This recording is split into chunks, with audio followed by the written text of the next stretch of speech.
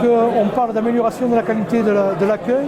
Et si on parle d'une amélioration de la qualité, on est obligé de passer par de la formation. Donc moi je dirais que la formation est un peu en tête de chapitre de tous les points qui sont évoqués ici. C'est toujours important de pouvoir mobiliser les acteurs du domaine skiable et puis plus largement les acteurs économiques d'une station autour d'un projet de développement. Parce qu'un projet de développement d'une station, il faut qu'il soit porté dans l'enthousiasme. Et si on veut qu'il y ait de l'enthousiasme, il vaut mieux que tout le monde participe à son élaboration. D'autant plus que tout le monde a quelque chose d'intéressant à dire sur une station de ski. Je rappelle qu'une station de ski, ce n'est pas uniquement des remontées et des pistes. C'est clair que c'est une station qui a sa place. Alors, qui a sa place parce qu'il y a en gros deux marchés pour les stations de ski, le marché de proximité, et sur ce marché de proximité qui est la grande extension de l'agglo toulousaine vers l'est, puisqu'on considère que l'agglo toulousaine va jusqu'à Carcassonne. Sur ce marché-là, on est très bien positionné, on est très proche avec un accès facile par autoroute. Bon, il est clair qu'avec un domaine skiable de bon niveau, on peut arriver à faire un carton sur ce marché. En plus, la station est très agréable à skier. Bon, ensuite, il y a le marché de séjour, où là, on aura plus de difficultés parce que le marché de séjour dépend en partie de la capacité d'hébergement. Et on a une capacité d'hébergement certes réelle, mais surtout limitée à des résidences secondaires, donc difficilement commercialisable. Contrairement à une station Comax qui se vend hébergement plus remonté.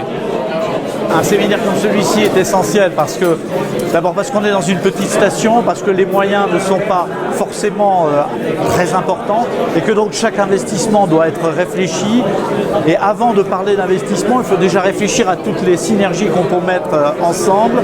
Donc faire travailler les professionnels de la restauration, de l'hôtellerie, de l'hébergement, de l'animation ensemble, les rassembler, imaginer une stratégie qui soit acceptée par tous, qui soit portée par tous. Et puis regarder après, on va dire prestation par prestation sur la station, ce qui peut être amélioré rapidement, à court terme ou à moyen terme. On sait ici qu'il y a des enjeux sur l'hébergement, comme partout.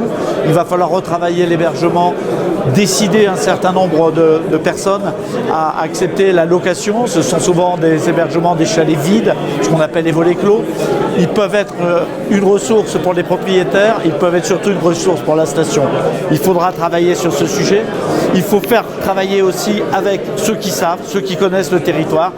J'ai entendu cet après-midi et ce matin dans le séminaire qu'il y avait des agriculteurs qui connaissaient bien la nature, qui connaissaient bien le paysage. Eh bien, il faut travailler avec eux. Il faut qu'ils soient des acteurs de cette économie touristique. C'est souvent un débouché complémentaire pour leur activité, c'est important. Il y a aussi une culture, il y a une gastronomie dans ce territoire. Même si c'est une petite station, elle est capable de la faire valoir, bien évidemment aux habitants du département, mais aussi à Toulouse, mais aussi au niveau du marché français.